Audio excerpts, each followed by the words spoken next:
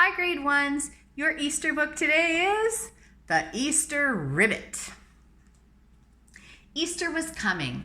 The bunnies were very busy making pretty Easter baskets, carrying jelly beans, and painting eggs. Froggy watched them from the pond. Sometimes he wished he were a rabbit. They seemed to be having so much fun. Maybe he could convince Turtle to let him paint her eggs before they hatched.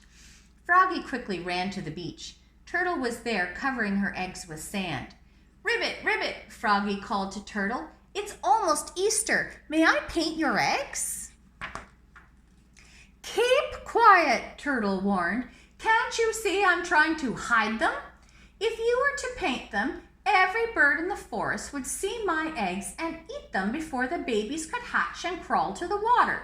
Go back to your log and stop bothering me." Froggy walked sadly to his favorite hollow log near the rabbit tree and crawled inside. After a long time of feeling sorry for himself, he fell asleep and had a dream. In the dream, he was an Easter Ribbit, not quite a rabbit, but not a frog either. He was rushing through the high grass to deliver Easter baskets to all the children.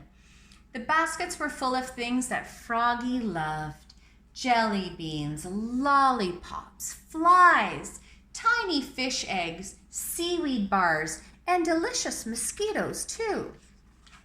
Just what you want, right? Suddenly, a terrible noise woke Froggy. He opened his eyes and peeked out of the log. The Chief Easter Bunny had just landed in a helicopter. He was carrying armfuls of lists of all the children who needed Easter presents. Mrs. Rabbit and all of her assistants came running out to greet him. "You are doing a wonderful job," said the chief, "but we need more helpers. Can you handle an extra load of deliveries?" "Oh dear," said Mrs. Rabbit, "we don't have enough bunnies to deliver the baskets. Flossie and Fernie caught colds last night, and I'm afraid they are running fevers. And Hubert and Henry hurt their feet squeezing under a fence. They can't run until next week. What will we do?" "Advertise," said the Chief Easter Bunny. "Call Mrs. Duck's employment agency. She can fly over the woods and drop ads for the position tonight. Mrs. Duck's a quack, but she may be able to help us." "All right," said Mrs. Rabbit. "We'll do our best." Mrs. Duck was sound asleep when Mrs. Rabbit called, but she woke up and wrote the ad anyway.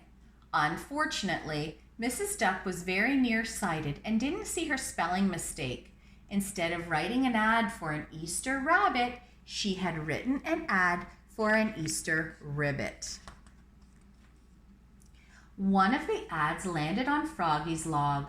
Froggy saw it as soon as he woke the next morning. "An Easter ribbit?" said Froggy. "That's me!" It was his dream come true. Quickly, he wrote down Mrs. Duck's address and ran to the employment office. Although she couldn't see well, Mrs. Duck suspected that she was looking at a frog. Nevertheless, Froggy was the only client who had come into her office for a very long time, and there wasn't a rabbit in sight. Mrs. Duck ran to her storage room and cut out a big pair of paper bunny ears. She tied them on Froggy's head. Then Mrs. Duck pasted a big cotton ball on Froggy to make a rabbit's tail. Froggy was divinely happy. He ran to Mrs. Rabbit's tree right away. Mrs. Rabbit and all her assistants were working feverishly to color new eggs and fill new baskets. Glancing quickly at Froggy's big floppy ears, Mrs. Rabbit didn't notice that he was an Easter ribbit, not an Easter rabbit. She pointed to a tall tower of Easter baskets outside the back door and told Froggy to start his deliveries.